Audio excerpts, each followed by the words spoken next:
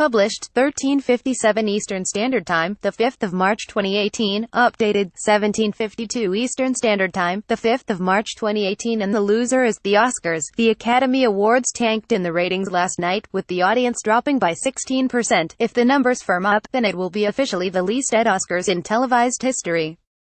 As Hollywood wonders how the hell this happened, I offer my own theories, as somebody who loves movies and many of those who make them. Point 1. It was too long. WAAAAAAYYYYYYYY too bloody long. We've had raging debates for years about the Oscars being too white, too straight and too male, but the real problem is that it now drones on for an interminably dull length of time.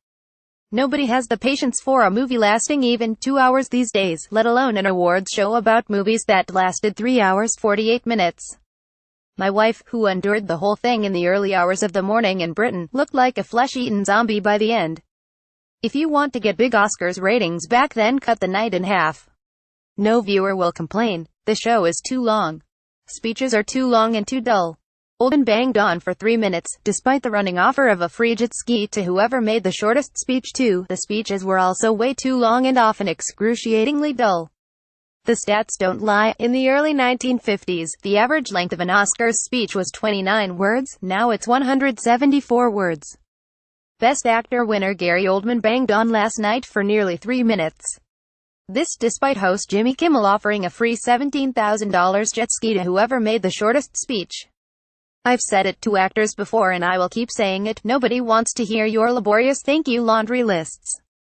Thank your parents, your partner, your kids, your agent and the people who actually paid for tickets to see your films. Jordan Peele was the only one I heard do this with any sincerity, and then shut up.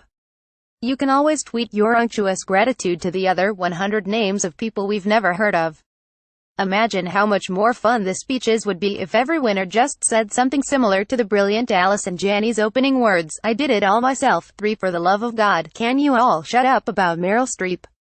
The constant Groundhog Day name checks and references to her genius were particularly grating this year given her very close association to disgraced Harvey Weinstein, her shockingly hypocritical support for Roman Polanski and her constant anti-Trump political outpourings that have turned her from the beloved Queen of Hollywood into a reviled figure in much of America. A period of dignified silence from Ms. Streep, and those who queue up to gush about her, is long overdue. Enough already. For the love of God, let's shut up about Meryl Streep. The name checks and references to her genius were particularly grating this year.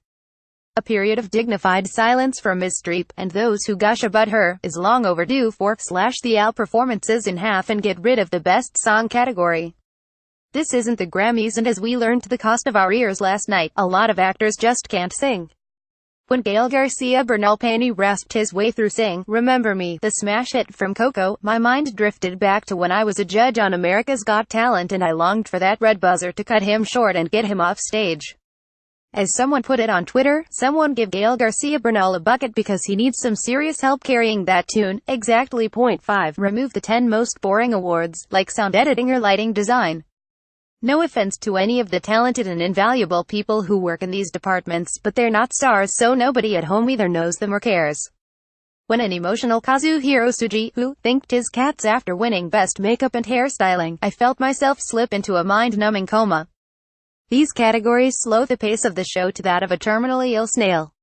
Same rule should apply to the In Memoriam section. This should only feature big stars, not the people who sat behind studio desks writing checks. Slash the AL performances in half and get rid of the Best Song category.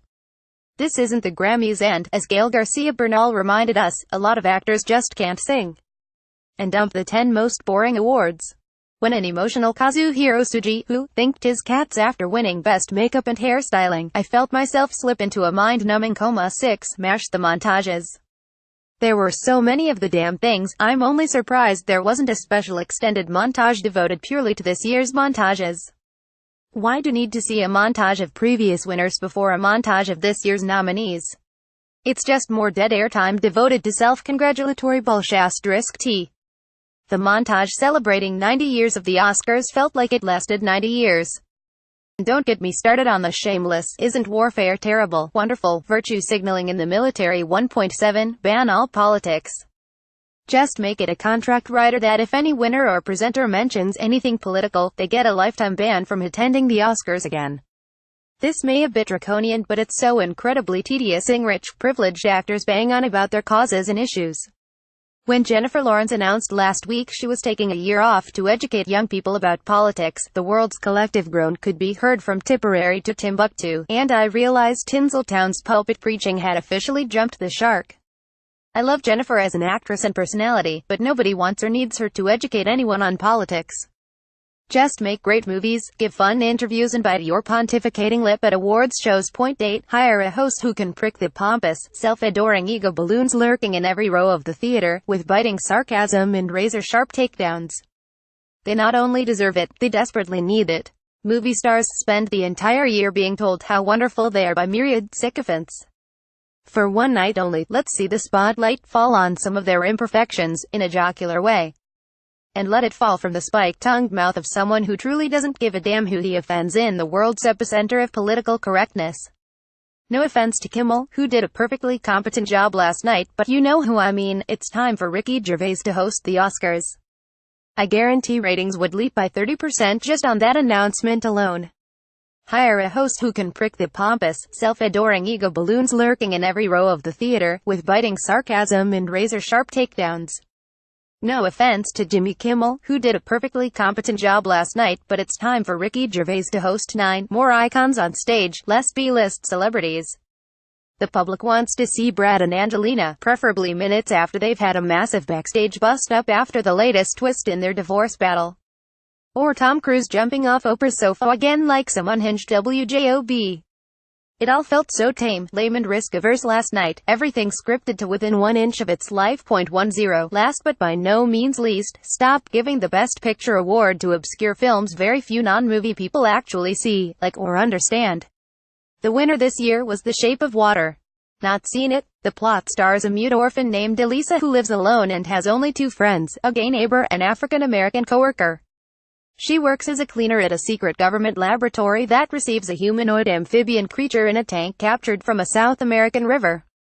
She then has with it. Yes folks, in the year of. Has with, a disgusting monster. Irony is dead, and they wonder why Middle America isn't tuning in anymore, and stop giving the Best Picture award to obscure films very few non-movie people actually see, like, or understand. The winner this year was The Shape of Water, about a mute orphan named Elisa who works as a cleaner at a secret government lab that receives a humanoid amphibian creature in a tank. She then has with it in the year of.